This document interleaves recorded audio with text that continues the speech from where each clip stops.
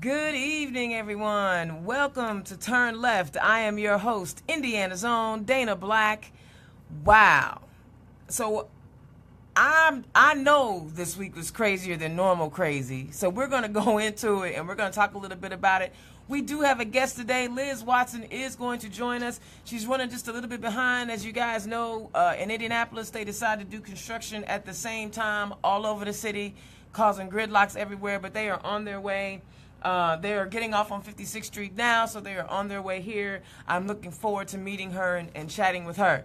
So since we have a few minutes before our guest gets here, I wanted to just all right, let's talk about Charlottesville. Let me just go ahead and get it on out the way so that we can have some positive energy by the time Liz rolls in.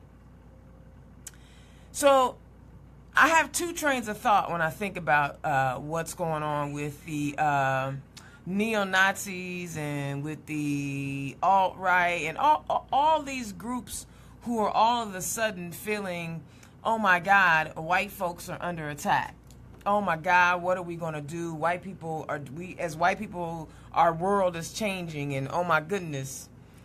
Well, the Washington Post came out with an article this week, and if you haven't had a chance to read it, you should read it, because it basically says, excuse me, white folks, you are not under attack. It gave statistics on, who gets murdered, who goes to jail for the same crimes, who has the highest medium income, who is more likely to get a job, whose family has a higher income value. And in every instance, every category that they broke down, white America is on top.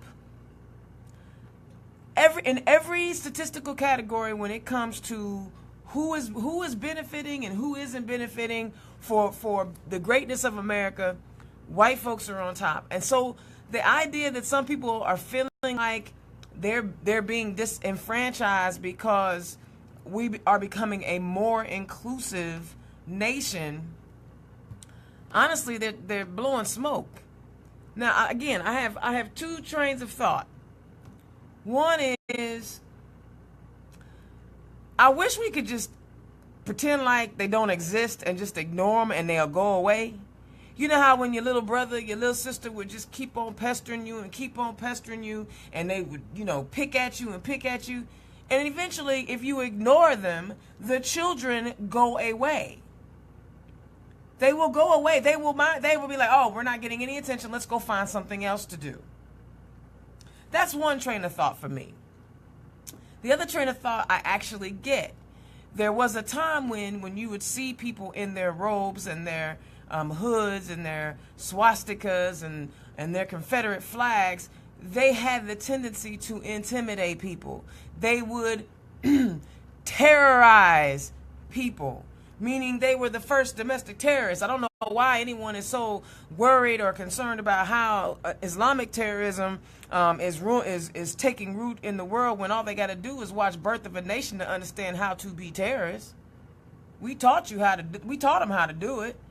So I have two train of thoughts. One is, I understand that, we are showing them that we are not afraid of them. We're not worried about them. They can come out with their khakis, their polos, and their tiki torches, and pretend like that they got some big cojones. And we stand up to them. Our women, our sisters are standing up to them. So the fear factor is not there. But the other train is that I wish that, we would just ignore them and they would go away. We knew they were there all along. It ain't like, all of a sudden, once we elected Barack Obama, all the racists died. Although I know they felt like they did, but they didn't. All the racists did not die when we elected Barack Obama. But here's the thing that probably had me most disturbed, other than the fact that the racists were out there and, driving a car into a crowd and essentially doing the same thing that happened in London, doing the same thing that happened in Paris, and killing an innocent life. Yes, that is, oh my God. She gave her life trying to protest against fascism. That's what Antifa means. Y'all do know it means anti-fascism. Now, I'm not as familiar with Antifa as I am with Black Lives Matter. Black Lives Matter has been well documented. The founders of the organization have shared quite a bit of information about who they are and what they are about. But I will be completely and totally honest with you. I'm not listening to anyone tell me that Black Lives Matter is anything like neo-Nazis. So let's talk about that for a minute, because what I'm finding is it's not people of color who are comparing Black Lives Matter to neo-Nazis. It's my white brothers and sisters who are comparing Black Lives Matter to neo-Nazism. So I'm not sure why y'all doing that, because all you have to do is watch the History Channel for about 15 minutes, and they are always having a World War II documentary on, showing many different things about World War II, and the swastika is hanging up in Germany, and you see images of internment of prison camps where their sole mission and their sole goal was to exterminate Jewish folks off the face of the planet. Now, I don't have to go to a Nazi meeting to know who they are. There's plenty of documentation out there about the Ku Klux Klan and what they did and what they stood for, riding in the night, burning crosses, lynching people, burning people alive, doing all kinds of nasty things to black folks in the South to intimidate and scare them. I don't have to go to a Klan rally or to a Klan meeting to know what they stand for and what they were about.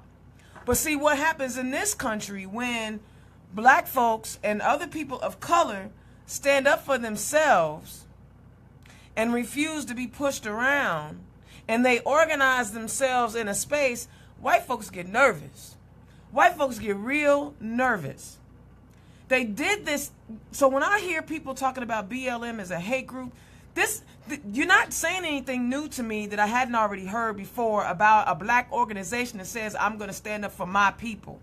You see, in California, the law on the book was you can carry an open firearm any and everywhere you wanted to carry it.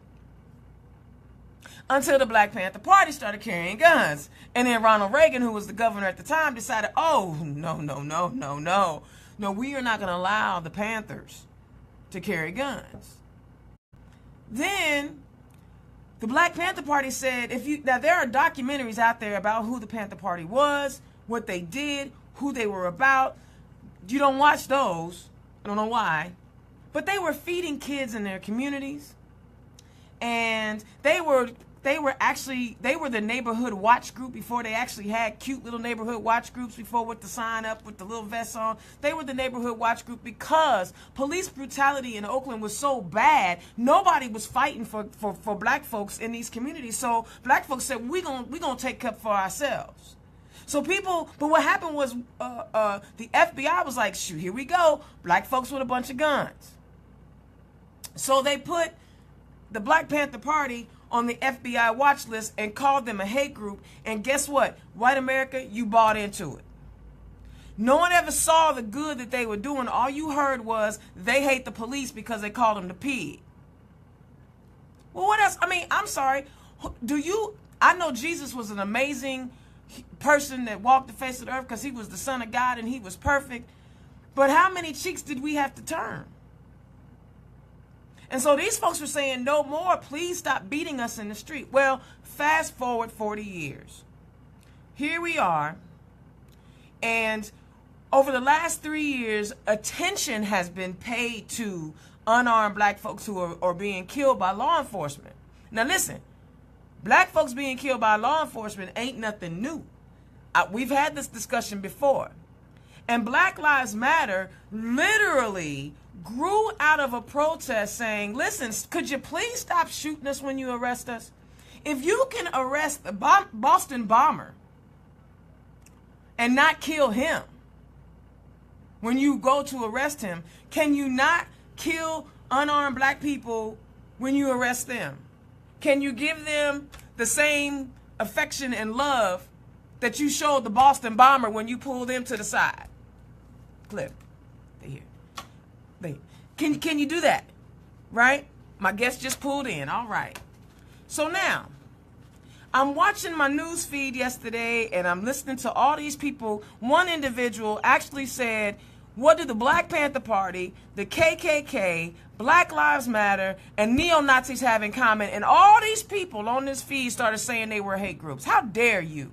How dare you say the fact that I hate the thought of not being shot at a routine traffic stop is the same thing as gassing Jewish people or lynching black people or burning them at the stake. Shame on you. Shame on you for thinking that. Now, then I hear, well, you know, certain people want to co-opt groups to for their own purpose. But if you go and you read what Black Lives Matter is about, if you go to a meeting and listen to what their missions are, or if you go to a rally, they are not saying we want to exterminate anybody. They are not saying how can we systematically remove immigrants from our soil. They're not saying why aren't you now inferior to us. All they are saying is how can we figure out, how can we work together to get justice for black folks who are being shot by law enforcement. Now, I usually stay in my lane, and Black Lives Matter really isn't my lane. I let Satch Cole and Dominic Dorsey and all the folks at Indy 10 do that thing. I let them, because that's what they're good at.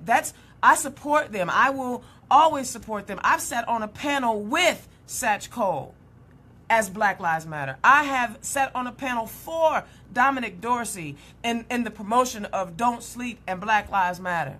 I understand what this organization is about. And never one time have they talked about the systematic hate of any group. They don't even say they hate the police. They don't even say it. They just saying, well, we're damn near begging. We're damn near begging for people to stop shooting us in the street. And please understand, Black Lives Matter is a different organization than community policing. Black Lives Matter's aim, like I said, everybody stays in their lane. Their aim is and always has been about bringing about lawful prosecution of the killing of black people by law enforcement. People talk about black on black crime, but no one says anything about white on white crime. People kill who they're closest to. So white people are killing white people at the same rate that black people are killing black people, and Latinos are killing Latinos. So stop with the black on black nonsense and fooling yourself. But the bottom line is that's a different lane. Black Lives Matter is in a lane where they're saying, please, the people who we pay taxes to protect us, could you not shoot us? Could you? And then I stay away from a lot of conversation about IMPD, and many of you know why. And I don't talk about it too much. But we had two situations where one individual was shot from behind, and another individual shot at a police officer, and now he's still alive and he will get his day in court. That's all we're asking, is that people understand the difference between what real hate is, which is the KKK, Nazis, and people who want to exterminate other humans for their own personal gain, and a group that is saying, please, from the 1960s and the Black Panther Party with the Black Berets and the raised fist to the BLM, it is not changed. Please stop beating us up in the streets, law enforcement. Please do not kill us when you come near us. Please don't choke us out for selling cigarettes. Please do not run up on us 3 seconds while we're in the park playing with a toy gun at 12 years old, shooting us. Please do not shoot us in the Walmart when we're holding a gun that we purchased, that can be purchased in the store. Could you just give us a little bit of a break? That's all they're saying. So please understand the difference. And if anybody else wants to come to me about their disagreement of what I think BLM is, what I suggest you do first before you even come to me is go to a meeting. Talk to somebody who's in the organization. Stop watching little clips on TV thinking you understand who they are when you've never actually talked to them. So you trying to assess something, and please know, y'all know I love everybody. But history tells us it is not unusual when white folks get a little nervous.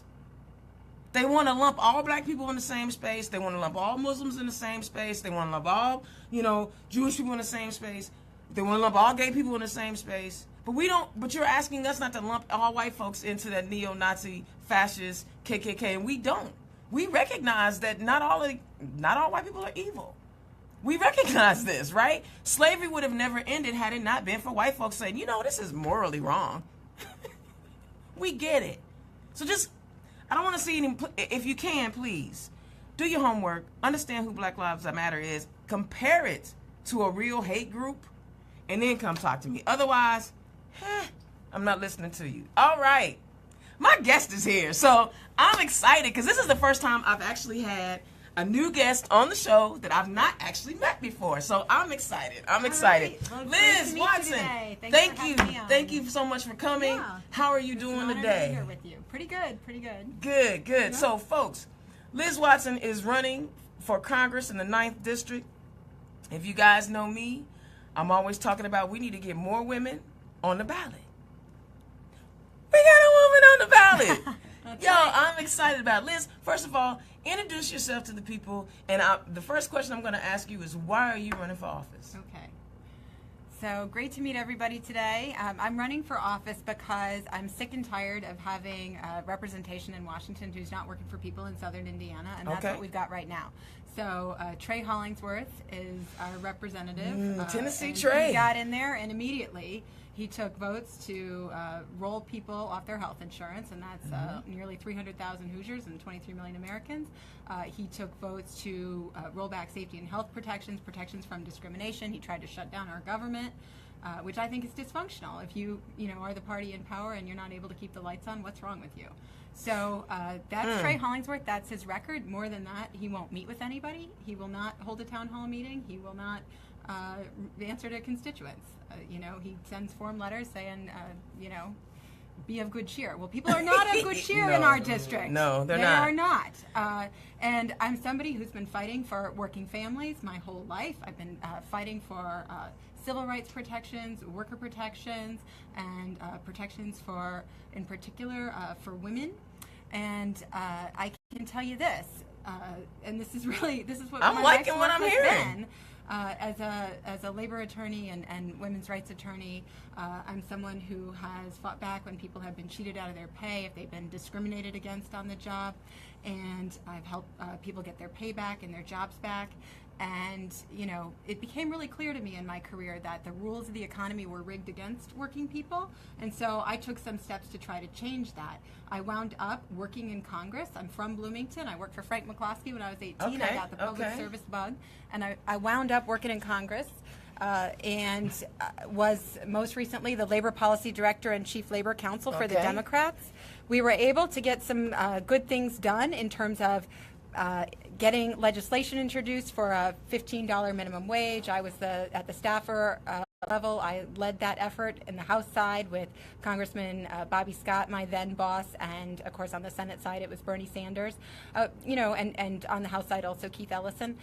We were able to get some good things done. We did a working families agenda, and that was an agenda that said, you know what, we're going to raise wages, we're going to strengthen the right to come together with your coworkers and organize and bargain. We're going to help people kind of modernize the workplace and juggle work and family life. And we're going to end discrimination so everybody has a fair shot. And so within that, we had the Equality Act, right, which is very important. And because we still don't have in-law sexual orientation discrimination protections, Congress has not passed that, but the Equality Act would have amended all our civil rights. If we're waiting on this Congress, it ain't going to happen. So let's those are the things I wanted to do. Okay, so that is, when I asked the question about why you want to run for office, that's the answer you give me. Don't give me because somebody asked me to. Because I'll cut you off and I'll start talking about something else. When you're a woman, you don't really get asked. It just doesn't work that way. It doesn't. Trust me, I get that. And then you run and people say, well, who asked you? That's the question you get. Oh, yes. And you say, you know what, I decided to step up. So let's get to know who Liz is. And one of the great things about what I'm trying to do, one of the things I'm trying to do with this show is just to give people a sense of who you are.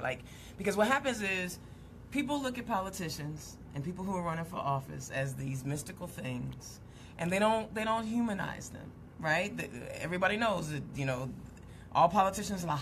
There's a whole bunch of negative connotations. So tell us about your upbringing. I want to know who you are. I want to know, what shaped you and what got you there. So you said you grew up in Southern Indiana? I grew up in Bloomington. Which high school? I went to Bloomington South. Okay, so there's a shout out to Bloomington Yeah. South. So it's Throwback Thursday. So if anybody wants to see me in my South Sports uniform, that's currently on my Facebook page at Liz for Indiana. Okay, did you do any sports or anything like that? Cross country, track, tennis. That means yep. I'm not going to ask you what year you graduated. I graduated in '88, and we used to beat everybody in the '80s. So we had a bad team in North Central, baby, on track. I was shot putting disc. I didn't run. Yeah, North Central was good. I remember. Oh yeah. And so, what kind of activities did you do in high school? What things were you into? Other than running, which I never understood that, but people just want to run. Yeah, I was a distance runner, and 2 mile was the longest that they had, and that was sort of like almost not long enough for me. Okay. But the sprints were not for me, but I could do the distance.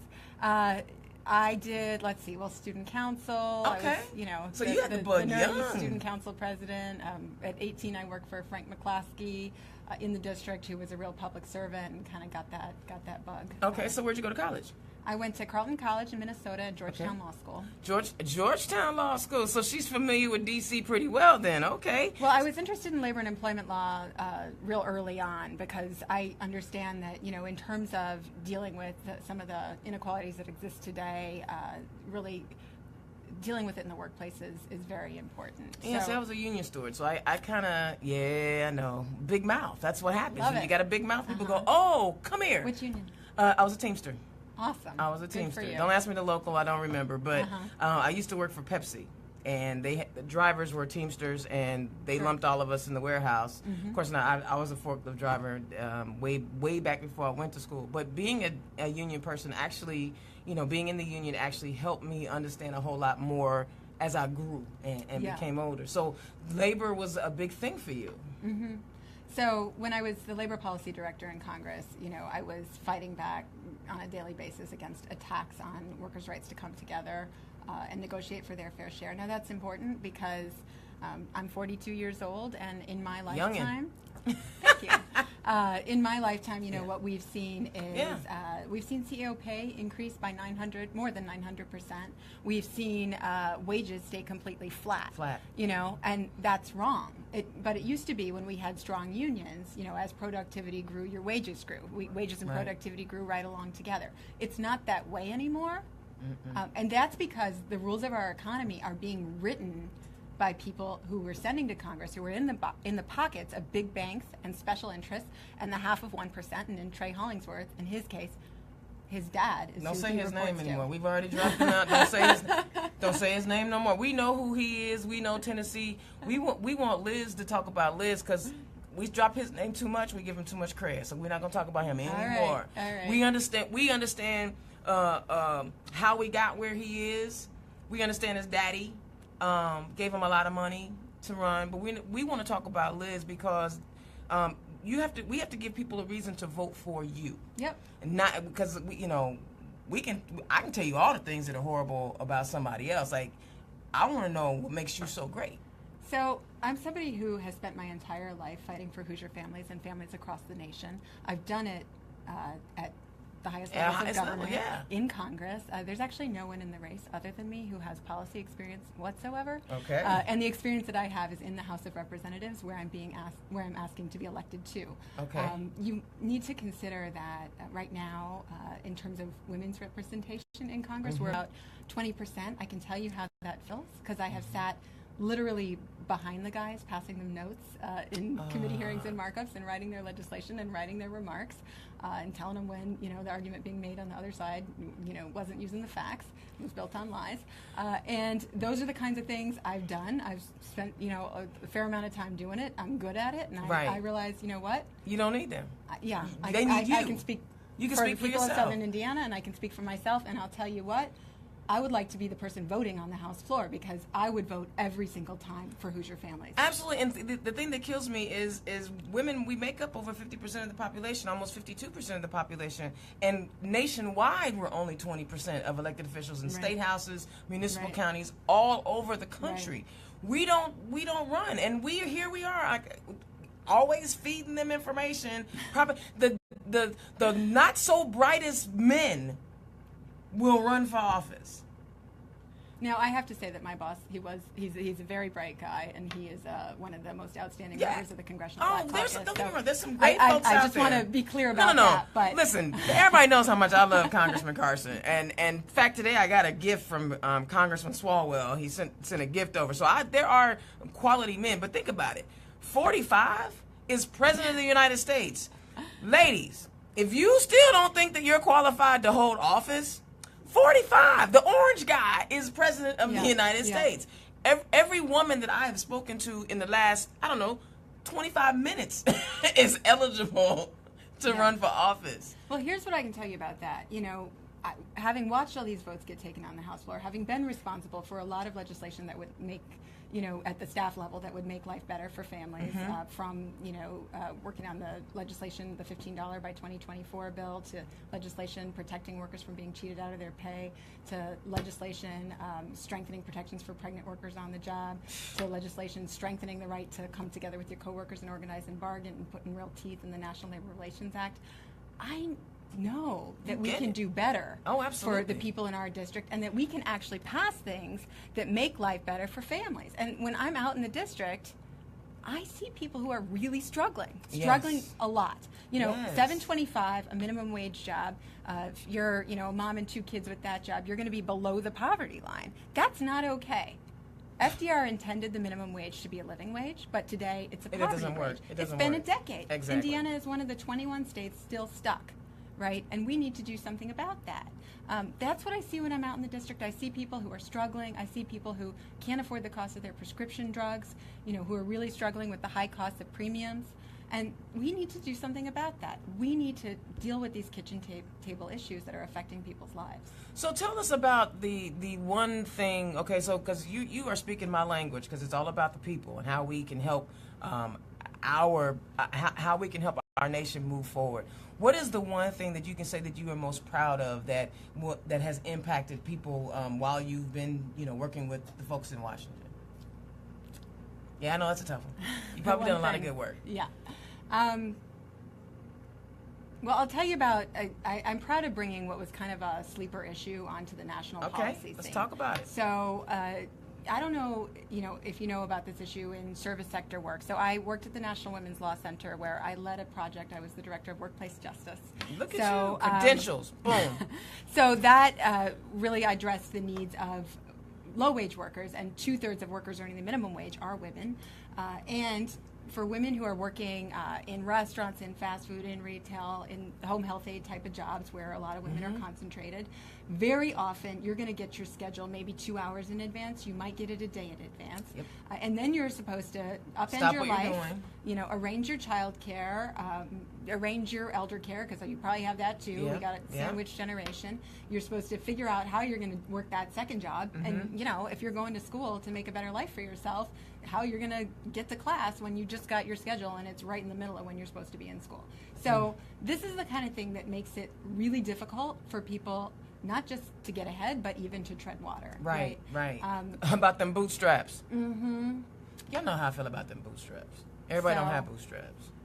I'll tell you, this makes it hard to buy the boots.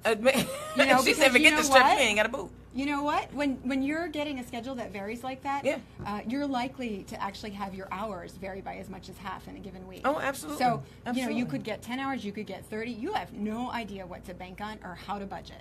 And that, makes it impossible to lead a decent life, to feed your family, to do the things you need to do just to, get by.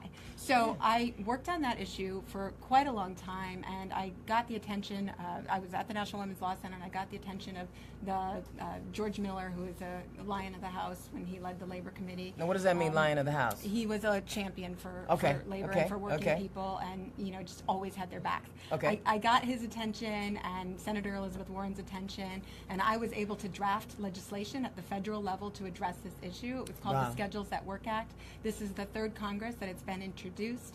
In the last Congress, we had over 100 co-sponsors, and it's something I'm very proud of. I didn't do it alone. Right. You know what? Here's the It takes a thing. team. You know, and women tend to know this. It's teamwork, It's right? team. So I work together with actually unions and working people and workers' rights organizations and women's organizations and civil rights organizations all over the country to get this done. And I, brought everybody together, and we debated for a long time how it should go. And we were able to get in legislation that folks felt really good about. And now we've introduced it in about a dozen states. Okay. And here's the thing, I'm results oriented. So Right. I want to actually see things get done. We're in a very difficult moment in Congress. Yes. The numbers are not on our side, but we can lead by example. And so when you put in federal legislation like that, then you are able to help states, put in similar laws. So, for example, I was with Congressman Ellison in Minnesota on his working families agenda on Minnesota's working families agenda after we had done that at the federal level, and where they were pursuing fair scheduling protections, and we've gotten it passed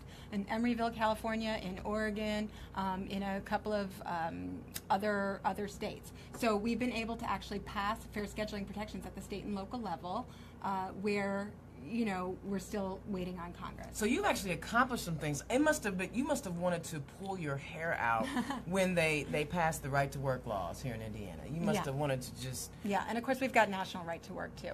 So all the things that I want to get done and that I think are really in the right direction for Hoosier families, and as I'm out across the district, hearing about the struggles people are facing, I hear about people who their kids are coming out of high school, they don't have the money to afford college. College is unaffordable. They would like to have their kid have some kind of training post-college, but they're not sure what.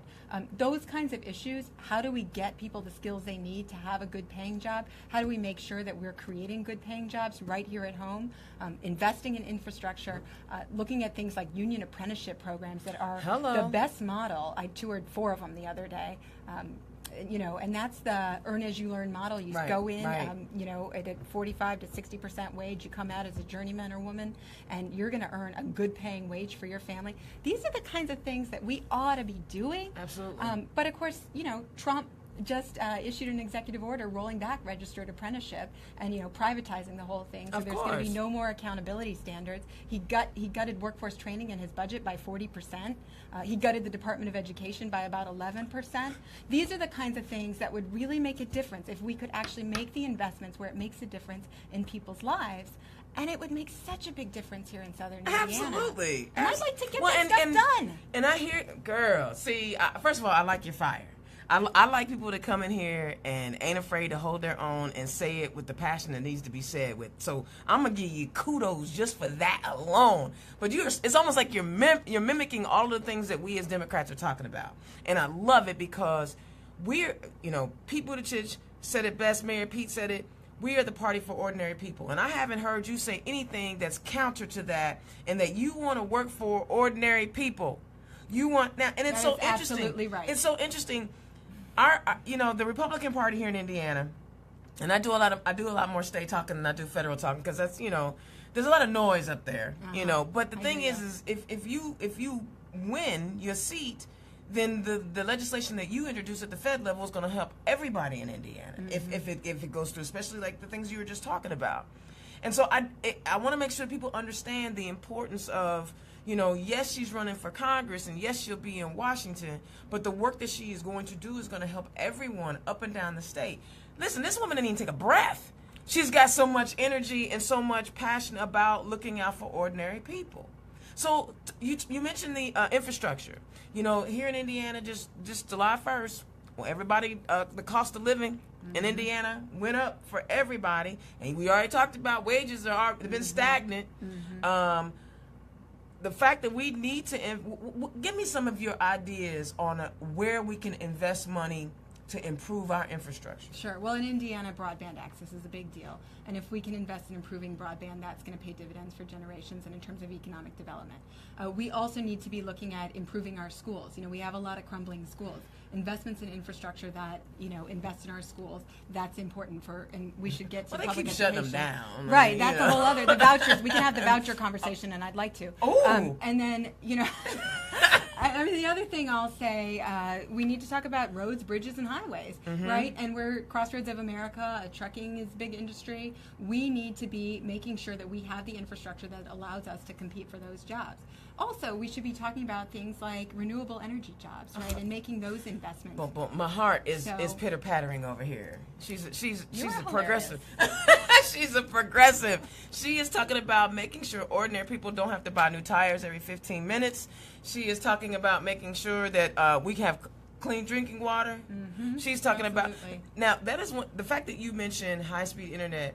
That has been a subject that I've been talking about for a while in our rural areas. Oh, yeah. So we're closing down all these public schools, and we're touting online education, but people in rural communities don't have a means to get to the online education. Right. You know, and if you look at what's going on, Indiana has leaned into vouchers more than any other state in the country. And what is that doing? It's siphoning money out of our public schools, and that money is going to kids who were already going to private school anyway. So that's really just a wealth transfer, and it's wrong. And I believe that we need to keep the money in our public schools. Another thing I'll point out to you is that, and you probably might have seen this study, but I think a study just came out that said that 1 in 10 schools that receive vouchers discriminate against LGBT kids. You already know I know that one. Yeah. Yep. Well, the other part is... I do not believe taxpayer money should be used to subsidize discrimination. Boom. The other part that is incredible is that initially the vouchers are for lower income folks.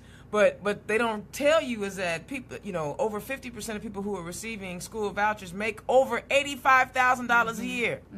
They make over $85,000 a year, and their kid was never going to public school anyway. So it was all a lie. And we continue to vote for people who continue to lie to us. One of the things I want to point out about that is, I know you're not from Indianapolis, but Broad Ripple High School is being shut down. And yes, Broad Ripple High School is being shut down, along with Northwest, I do believe. Northwest is the other one. But I want to highlight Broad Ripple simply because of its location.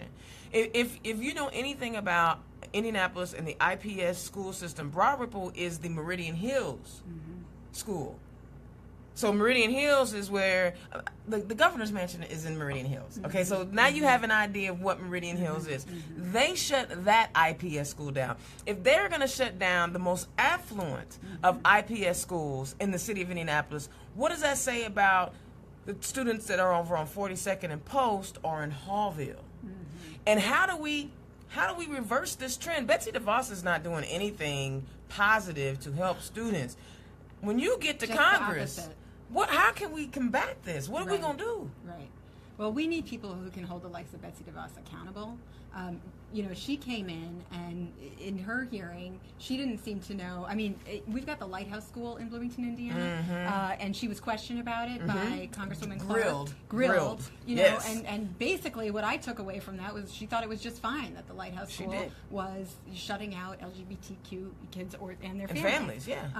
Now, she also didn't seem to understand that there was a law that protected students with disabilities and gave them a right to access the general curriculum in school. So let me tell you, she doesn't know much about education because that is not her background. I mean, the fact that this person... See, I am all for women ascending to places and getting opportunities to grow. But could you know what you're doing? Yeah. This chick doesn't know anything about education, and she's in charge of every student in America. Yeah. So, if you want to think about what would really make a difference, instead of siphoning money out of our public schools, let's talk about making the real investments. I mean, Indiana already, it's pretty low down the list in terms of per pupil spending. Yes. We do not spend a lot, and teacher recruitment is down. Yep. So we really need to be thinking about stuff like making much greater investments in early childhood education and pre-K. Yes. We know that investment, it's the best return for your money that you could possibly have to invest in kids when they're young. Absolutely. Right? And it's also a labor force attachment tool, because we know that when you allow parents to go to work and their kids are well cared for, and they don't have to worry about them, that, we're actually, our country is just totally stuck in terms of women's labor force attachment, and it's making it hard for us to grow economically as a country.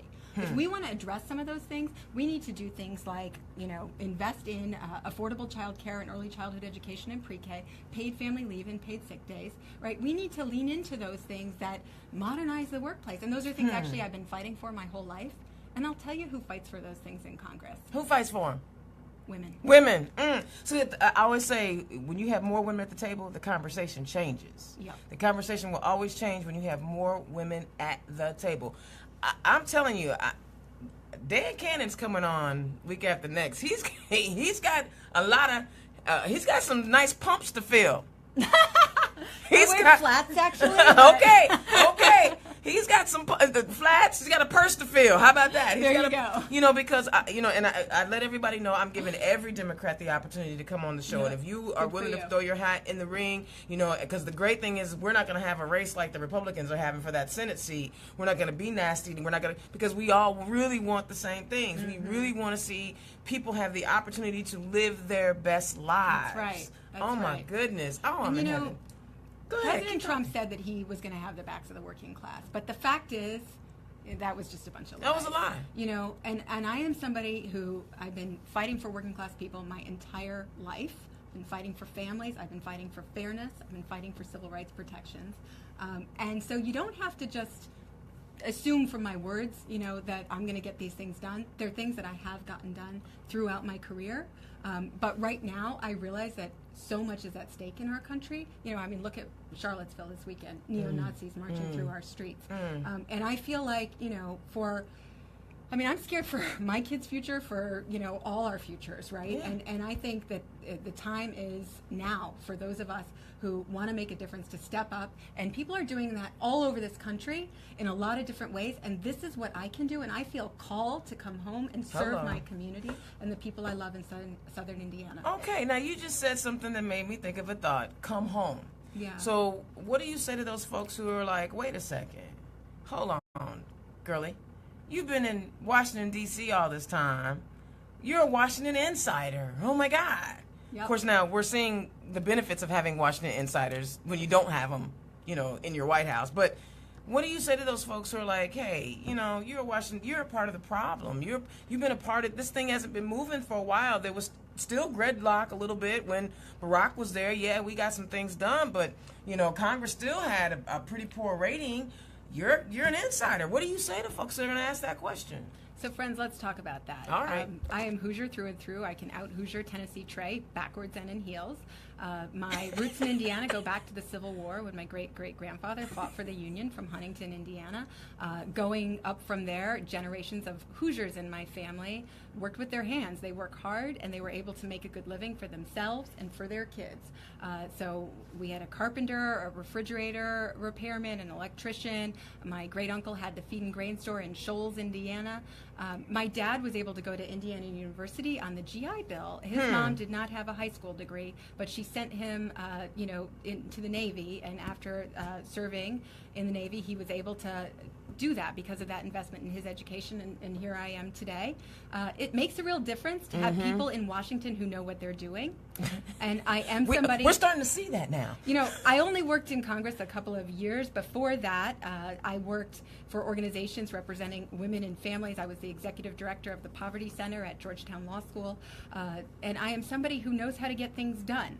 There are folks everywhere, in Washington who are good people who are trying for teamwork, and there are some folks who are not trying to. They're out for themselves. I do have a good sense of who you should partner with to be effective, and I also know how Congress works. I'm actually teaching a course on how Congress works. I'm sorry, you're an educator? The Public Policy School at SPIA. SPIA. At Indiana University. You're an educator? So basically, you're more qualified than Betsy DeVos to be in Betsy DeVos's position. I just want to throw that out there in case y'all didn't know. Let me point this out to you. I could take you into any hearing room in Congress, and we could sit down, and I would say, Dana, tell me, who do you think the folks are here who are freshman legislators? Who do you think the first termers are? Okay. And I would just be quiet, and you could pick them all out. And do you know how you would know? They don't talk. They don't talk because they don't know how it works yet, and I understand that. Okay. There's a parliamentary procedure and the rest of it. Right, they're learning it. They're learning, but you know what? We cannot afford to send somebody from this tricky seat in the 9th District who doesn't know what they're doing.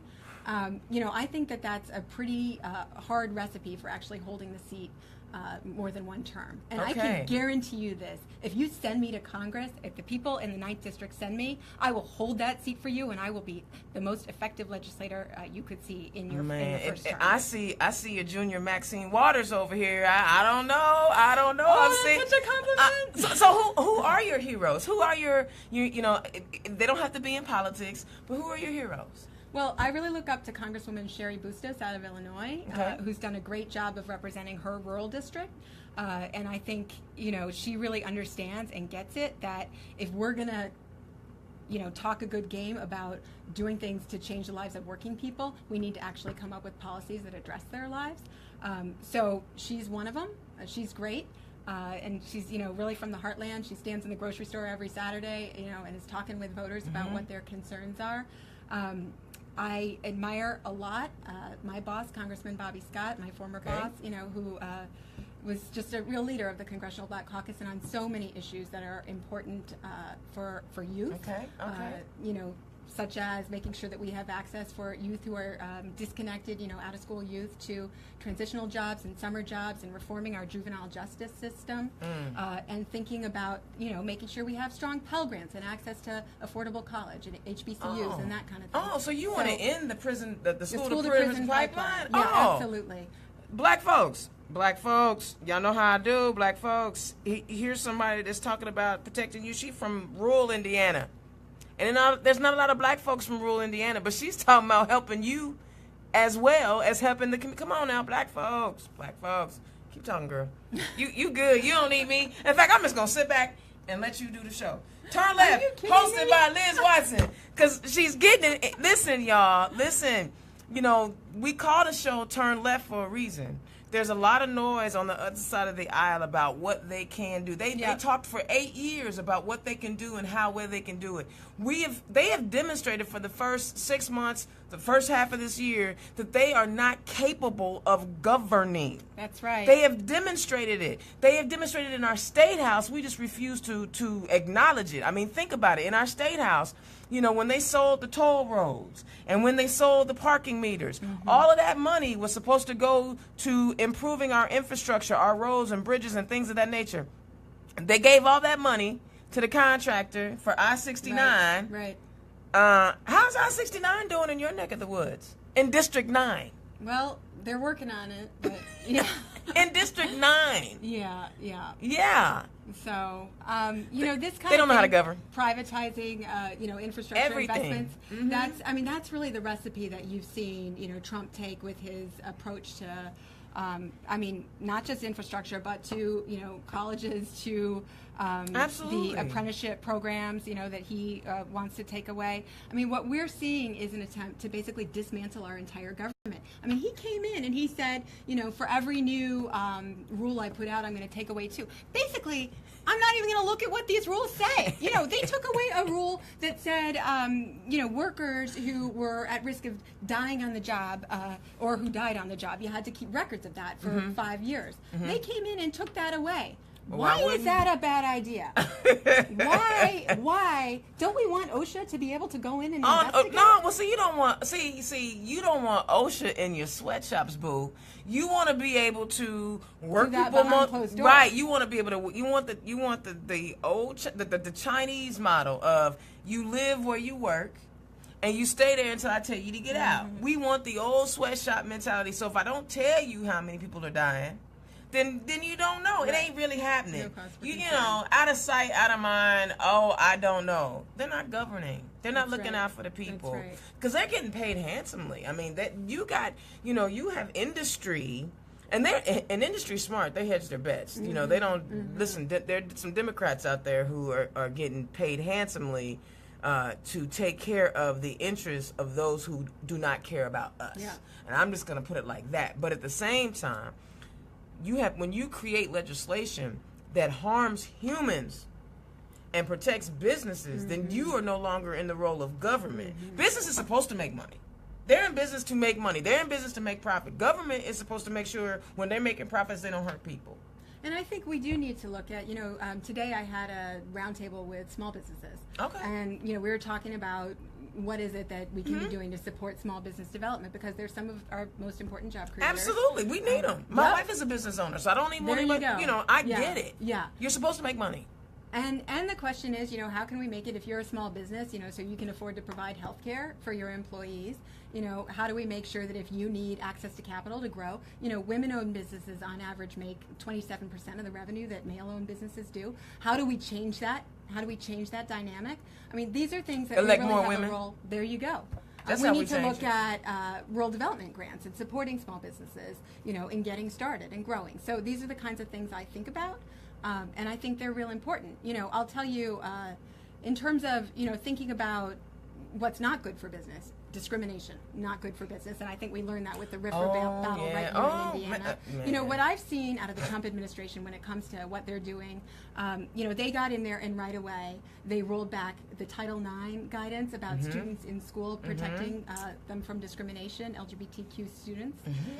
That is very harmful in terms of protecting kids from bullying and harassment. I worked on that issue, interpreting Title IX, which says sex discrimination is illegal, as including sexual orientation and gender identity. That's very important because that's a major source of bullying for kids in school. Absolutely. Now, they just recently took a position, the Justice Department, that Title VII, which is our law that protects us from discrimination in employment, doesn't extend to people who are LGBTQ. Now, that's actually, that's pretty dysfunctional because the EEOC, the Equal Employment Opportunity Commission, has already taken the position that it does. And now Trump's coming in here and being at odds with his own administration.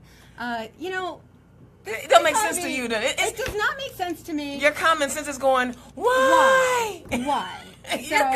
Girl, your common sense is like, this doesn't make any sense. It's just a tax on people's lives. I don't think that if you get married on a Sunday, two guys get married on a Sunday, and one of them comes in there on Monday to his workplace and he puts, a picture of him and his spouse on his desk, and he gets fired. That is wrong, and we have to protect against that. Honey, RIFRA is the reason why we even have a show that me and you are talking on right now, because it was RIFRA that woke me up and I said, Brian Bosma did what? And I am here right now because of the ability that's, some people think it's okay to stay out of my business, but I'm going to control your business. I'm going to tell you how to live your life, because your life is not in accordance to what I believe is the right way to do it. And I don't understand that. And you are like me. How does that make any sense? Yeah, that's right. Oh my goodness. Are you? I think we might have been separated at birth. I'm trying to stay neutral because I got other candidates coming on. Because the 9th district is going to be the primary is going to be very interesting, because there are a lot of Democrats who are like, enough is enough. Yeah, and that's right. And it's gonna, and I gotta stay neutral. I haven't endorsed anyone yet, but I'm liking what I'm hearing, and that's why we want this show, because there are listeners out there right now who are like, who? Yep. Well, I just launched, a few weeks ago. Right. I have been. Right. I've been advertising you before you even launched. Yeah. Well, thank you for that. I need all the advertising I can get. Yes. And here's what I can tell you in terms of endorsements. What I've got so far, you might like to know. I've been endorsed by the Brotherhood of Locomotive Engineers and Trainmen of the International Brotherhood of Teamsters. I've been endorsed by the Painters Local 91, the Bricklayers of Indiana, Kentucky, but also the United Food and Commercial Workers, with whom I worked closely back in the day when I was doing representing workers in retail jobs. Okay. The Communications Workers of America, the IBEW, Local 16 and Local 725, and the Sheet Metal Workers, the Smart Union. So you got unions on I think we got a few more that are about to we hope come together. You got unions on lock. You said you had a conversation with small business owners, so you are definitely pro-business, and you want people to be able to make money when they start their business. But you are also pro-labor, saying, listen, business owners, when you have workers, treat them well. Gee, doesn't that make sense? Some of the best examples of labor management partnerships that I've seen are union apprenticeship programs, where they'll have, 5 representatives from labor, 5 management, and they get together and they do it right. They come up with what's the best training program we can have, so we have a skilled workforce. We do our work right. We do it on time. It doesn't have to get redone. It's right the first time. And you know what? When I go out across the district and I talk to folks who are leading those apprenticeship programs, the unions, they'll tell me, we have great relationships, you know, Right. with management Right. because we all want the same thing. We want a skilled and trained workforce. And workers want the businesses to be successful so they Yeah. can stay employed. That's right. I don't understand why people think that working people want businesses to shut down. No, they need to be employed. They want to Yep. stay employed. Oh my goodness, I had a question and it left just right Can like we talk that. about another issue? We can talk about whatever you I want. Go want to for talk it. about equal pay for equal work. I'll just sit here and wait. Okay. Go for it. So we still got a situation where women are earning the typical average woman's wage is 80 cents on the dollar. I think for And black women of women it's yes, 63 cents yes. on the dollar, and for Latinas it's 54 cents. Yes. So you know, and this is what you're earning relative to the typical actually white man's dollar is how that's calculated. Right. So because the Latino man and the black man still are not equal. also experiencing a wage Yes. gap, by the way. So which is very important. Which is why we're trying to figure out why they so mad in Charlottesville. Why they can't? Why y'all so mad? Y'all making more money than anybody else. Why y'all so mad? But anyway, go ahead. Go ahead. Go ahead. So look, today we got a situation where primary breadwinners in 40% of families, they're women. Women. And so what does it mean? Economic decision makers. Yeah. Are women. Yeah. Who control the purse strings, make decisions about Mm-hmm. where the money goes. So when you're making it so women cannot earn the same as men, what happens is that whole families suffer. There's a wage gap Absolutely. in virtually every single job across the income spectrum. And that is wrong. We need to do something about it. I was able to write and get legislation passed at the state level to strengthen the equal pay for equal work law. And I did that. That was legislation that also included protections for gender identity, because in Okay. fact, there's a transgender wage gap too. So Well, I knew that. I for figured women who as have much, yeah. transitioned, they experience a wage gap of about a third. Yeah. Yeah. So, and people are getting away with this because number one, we are taught to never talk about how much you make. Right. And no, you're not supposed to discuss with you. So they've allowed it to kind of fester and go, I can pay you what I want to pay you, and you'll never even really talk about it. But we know the numbers because you know what? We do a census. That if that data is collected, it's not like you're hiding. We know. We know what you're doing. Whether or not they talk about it in the workplace, we know when we gather that data. I work in IT, and yeah, I don't know why I chose the life that I chose. I decided Good to for be you. a cross-dressing African-American dreadlock lesbian who also works in IT. So let's talk about the minority of minorities at work too. So I understand the frustration of trying to be heard, and one of the things I struggle with personally is people not think. I think that they don't think I'm smart enough, and so because they say, people say and do things and make you go, really? Do you not think I know that? But it also comes down to how you pay me. When you offer me a job or offer me a position, I know this position is worth this amount of money, and you want to come at me because I'm supposed to be just grateful that you offered me a job. Right. Right. So there's a piece of legislation called the Paycheck Fairness Act, which would close Yes. the loopholes in the Equal Pay Act of 1963 and give real teeth to that law. So we have a better chance at fighting back against pay discrimination. I support that. There's a really important new provision that folks haven't had in the past that recently got passed in Massachusetts, which says you can't ask about prior salary history because you just drag discrimination along with you from job to job. And that's really a way hate that that question. employers, it's a way that employers, figure Gauge. out that they can engage, that they can pay you less than the man across the hall. So that's a thing that I think, would really make a big difference. Let's talk about the fact that we've still got occupational segregation. Okay. So, Okay. you Now, know, wait what now. is that? What is occupational segregation? I got a little That's wonky there. I'm sorry, No, folks. no. All right, Because so let's talk about that. What I'm excited about is that you're talking about policy. You're talking about bills. You're talking about legislation. You're not just talking about sunshine and blue skies. You are talking about the teeth of the thing. Yep. So tell us what that is. All right, so we still have a situation in our workforce today, and everybody knows this intuitively. I mean, you've broken the mold by going into IT, but where women are clustered into a particular set of jobs and men are clustered into another. And jobs, you can see it, that are disproportionately held by women and disproportionately held by women of color pay a lot less than jobs that are held by men, and particularly jobs that are held by white men. So if we're going to do something about the wage gap, we've got to start integrating people into and having opportunities to train for jobs that have been traditionally male-dominated fields. Oh, so you mean we need to get out of gender-specific roles at the workplace? I think so. Oh, really? We also need to look at the work that women do and start valuing it. And realize, women, if you want to be a truck driver, be a truck driver. That's right. And if you want to be a child care worker, that is an amazing job, and we need to pay you right. And how about us having more men of color in child care facilities? There you go. How beneficial could that possibly be if we have more, young black men in early education setting the image that, look, here's someone I can look up to, and they don't necessarily look like me, but there's not a lot of men of color in early childhood development. That's right. That is crazy. They're dads. They love kids too. Right. Absolutely. Oh my God. All right. I'm going to we're going to do, I want you to give me, because we're coming down to it.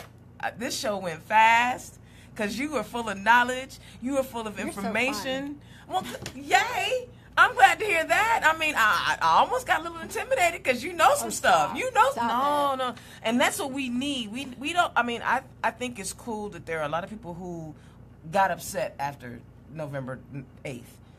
It's one thing to be upset and want to run for office, and it's another thing to be upset, want to run for office, and willing to put in the work that it takes to understand what holding that office is about.